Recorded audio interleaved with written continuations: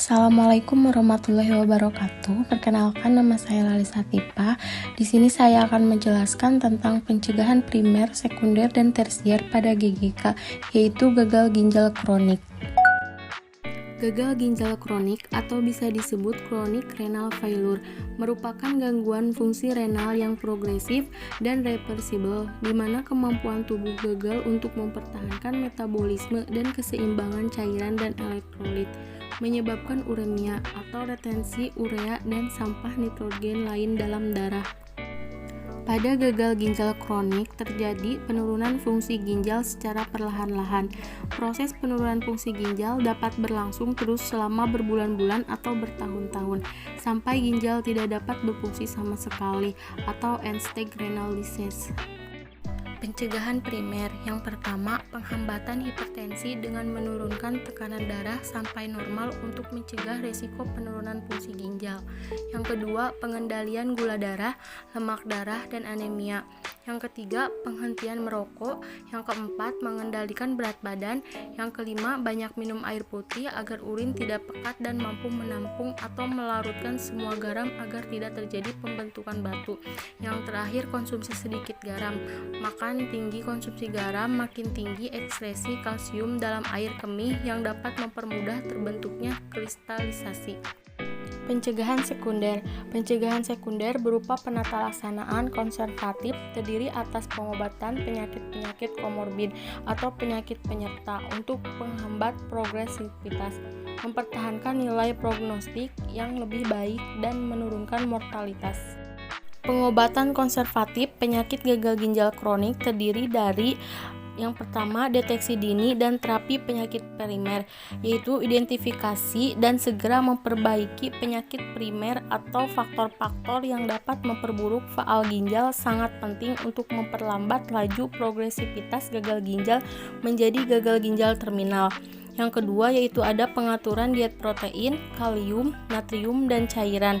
Diet protein yang tepat akan memperlambat terjadinya keracunan ureum.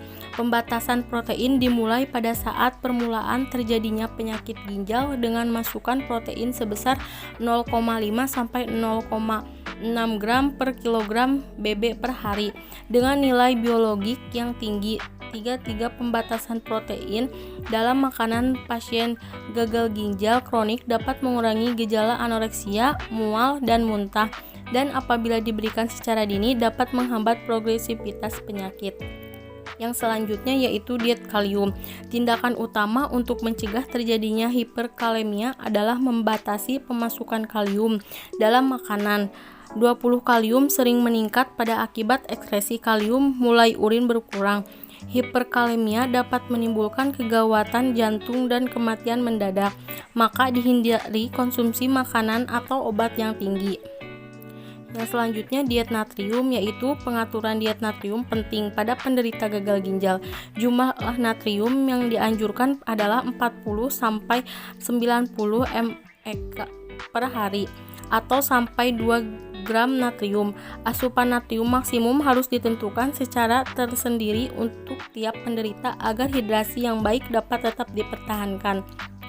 Asupan natrium yang terlalu longgar dapat mengakibatkan retensi cairan, edema perifer, edema paru-paru, hipertensi, dan gagal jantung kongestif. Yang terakhir yaitu diet cairan. Asupan cairan yang diminum penderita gagal ginjal kronik harus diawasi dengan seksama. Asupan cairan yang terlalu bebas mengakibatkan beban sirkulasi menjadi berlebihan, edema, dan intoksitas air, sedangkan asupan yang terlalu sedikit mengakibatkan dehidrasi, hipotensi, dan gangguan fungsi ginjal. Yang terakhir yaitu pencegahan tersier. Pencegahan tersier yaitu upaya mencegah terjadinya komplikasi yang lebih berat atau kematian. Tidak hanya ditujukan kepada rehabilitasi medik, tetapi juga menyangkut rehabilitasi jiwa. Pencegahan ini dilakukan pada pasien gagal ginjal kronik yang telah atau sedang menjalani tindakan pengobatan atau terapi pengganti. Yang pertama yaitu mengurangi stres, menguatkan sistem pendukung sosial atau keluarga untuk mengurangi pengaruh tekanan psikis pada penyakit gagal ginjal kronik. Yang kedua, meningkatkan aktivitas sesuai toleransi. Hindari imobilisasi karena hal tersebut dapat meningkatkan demineralisasi tulang dan untuk membantu meyakinkan tingkat aktivitas yang aman. Yang ketiga, meningkatkan kepatuhan terhadap program terapeutik. Yang terakhir, mematuhi program diet yang dianjurkan untuk mempertahankan keadaan gizi yang optimal agar kualitas hidup dan rehabilitasi dapat dicapai. Sekian penjelasan dari saya. Terima kasih. Wassalamualaikum warahmatullahi wabarakatuh.